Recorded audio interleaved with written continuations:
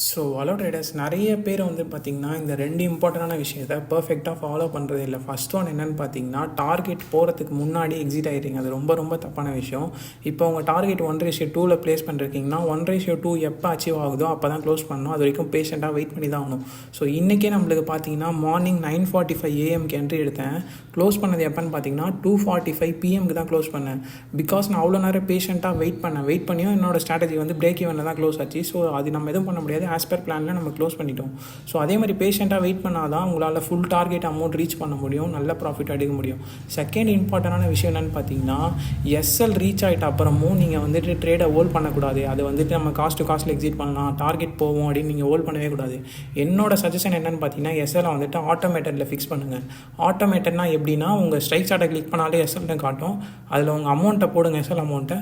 அதுவே SL reach ஆகும்போது exit ஆகிடும். ஸோ அதுதான் பெஸ்ட்டான வே. டார்கெட்டுக்கு மட்டும் மேனுவலாக க்ளோஸ் பண்ணுங்கள். ஸோ